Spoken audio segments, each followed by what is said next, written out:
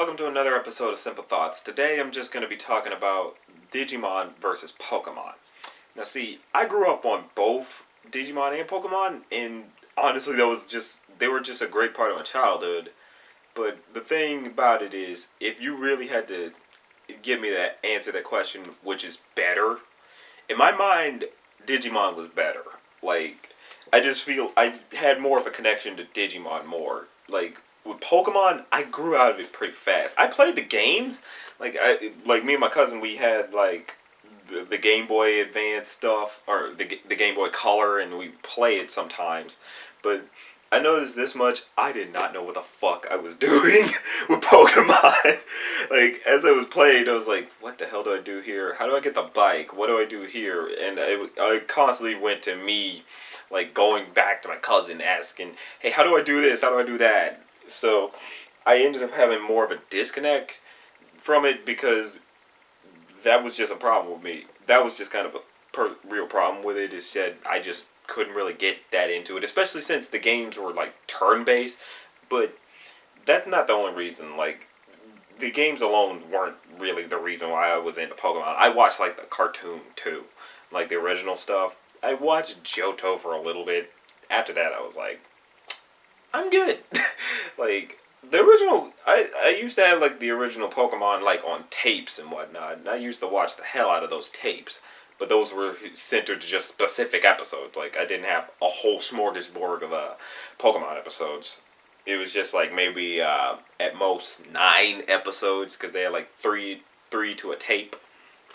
So I think that's about as much as I could get. I also had I had like the 2 movies, the first 2. I love watching them, but going back is like, yeah, they're pretty stupid. They don't really hold up that well. But my main thing with why I prefer Digimon over Pokemon, in my mind, Pokemon was more. It felt more like a product, you know. I mean, it ultimately was. Like, it was based on a whole video game concept. So there's that. But with Digimon, it managed to evolve. Originally, it was supposed to be something that did compete against Pokemon, but as it went on, they were like, no, let's actually make these characters have depth to them, you know? Like, they made them relatable, like putting them in real situations that some kids could get behind. Like Matt from Digimon, he actually had a problem with his parents being separated, and he constantly had to go back and forth. Like, one parent had custody of him, the other parent had the custody of his brother TK. So that really created real drama, and that's something a lot of kids actually could relate to. You know, having to choose between parents and being able to spend time with your siblings, and all you ultimately want is your family to be together. Like, that was what I enjoyed the most about Digimon. And the thing about it is, like, when I go back and watch Digimon, while yes, it can be cringe-inducing, like with some of the dialogue and the animation, well, mainly like the English stuff. I mainly watch Digimon dubbed. Like like even going back, it still holds up very well because they told such a great story with great characters and had great development for those characters. Whereas with Pokemon, I didn't feel like the characters developed. You know, like with Ash, even now he's still a 10-year-old. Like, he's still supposed to be like 10 years old, trying to be the greatest Pokemon master. It's like, okay, what is the goal here? Like, my thing about Pokemon was there was no end goal. With Digimon, the main goal of the first one of Digimon Adventure was let's get home. You know, it's more about trying to get home. As it went along, it became about saving the world and saving the digital world and whatnot. But the ultimate goal was we're trying to get home. And as it went along, more and different stories came along, as well as new characters to go with said stories. So that was my thing about Digimon. There was a goal to be reached. With Pokemon, it's a very vague statement of, I want to be the greatest master of them all. What does that mean? What is the greatest master of them all? It says, like, their catchphrase is like, gotta catch them all. I'm like, okay, what does gotta catch them all entail? So you're gonna catch every single Pokemon that you can catch? Like, okay, I don't see how you're gonna keep up with all that. Because all those Pokemon, the thing about Ash is, like, he didn't catch them all, you know? Like, if I'm right, he kept losing a bunch of tournaments. I haven't kept up with Pokemon in a while, so I'm not too sure where it's gone, like what direction it's gone in. I know, if I'm right, it's still on the whole. He's trying to be the greatest Pokemon master, but it's like, have you really gotten close to being the greatest Pokemon master? like, like you're still 10. You barely go home. You've been traveling. Yeah, that's great for you, but it's like, are you close to this goal? Like, that's what kind of blew me about it. But that was just kind of my main thing about it, is that Digimon always had a feeling of always had an ending to it. It always had a planned ending. Whereas Pokemon is like, we're just milking the shit out of it, basically. Like, this is basically a cow that we are just gonna milk the shit out of for as long as we can. You know, all the games, the toys, and merchandise, all that. Whereas with Digimon, I always got a feeling that there is a goal to be reached, and they're going to reach that goal, and they do. And then when they want to keep it going, they introduce new characters and a new story to go along, like a new dilemma that needs to be addressed or be conquered. And so I always found Digimon worked best with having a narrative. With Pokemon, I didn't feel like there was a narrative. In terms of development, Ash, I don't feel like he like develops that much. I feel like he's basically he's just that same kid from the first series of Pokemon, or the first season of Pokemon. It doesn't feel like he's changed at all. With Digimon, like, we got Adventure 2, and then Digimon Adventure Try, or how that's pronounced, that's going on right now. And as you see, the characters have been developing through and through. Like, there's more deeper connections going on with them amongst the humans, and amongst the Digimon with their partners.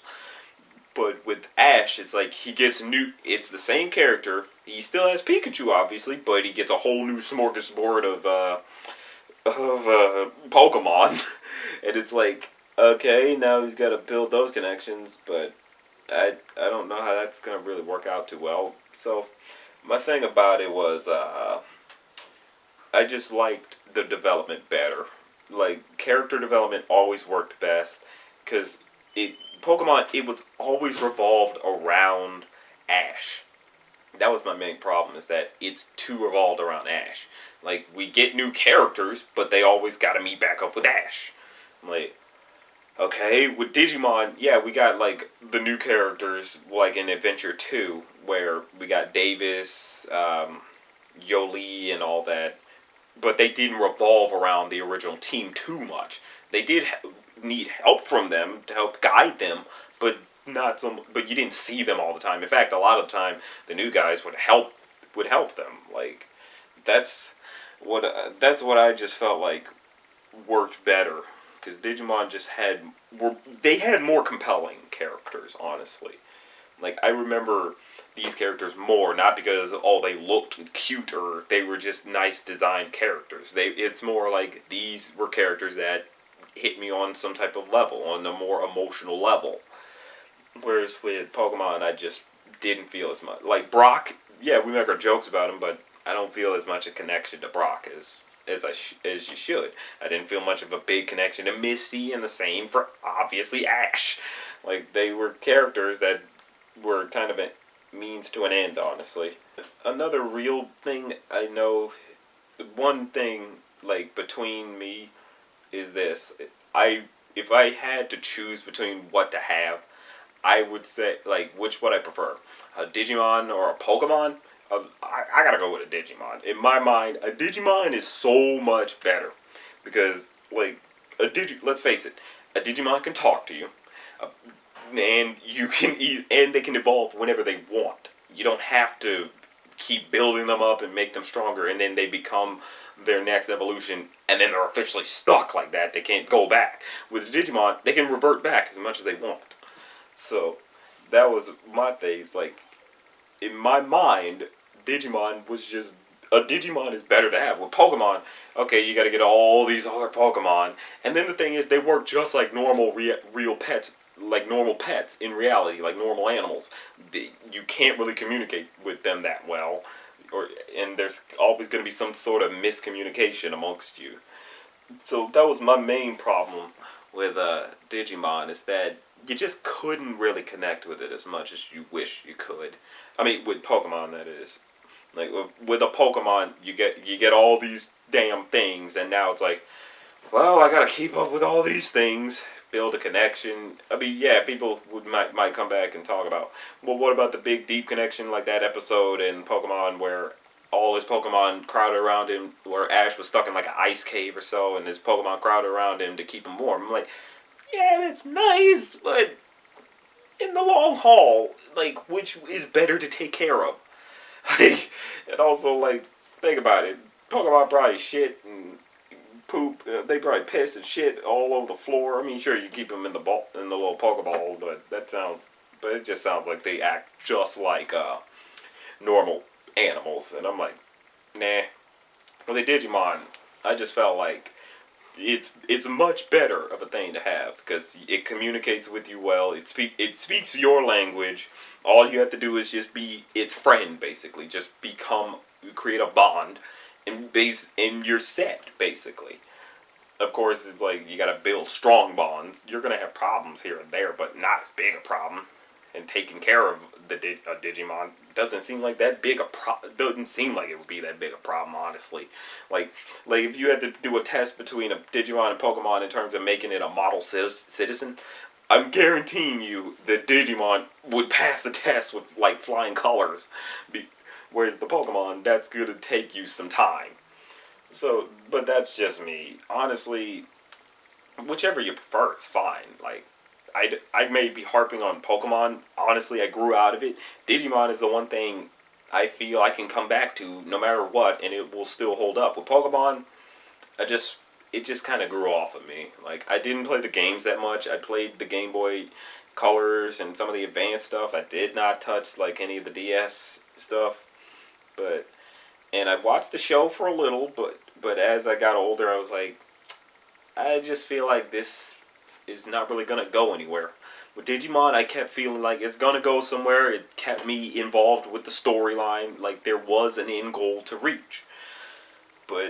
And we ended up reaching said end goals. Whereas with Pokemon, there was no end goal. It's just be the greatest master of them all, which is a very vague term.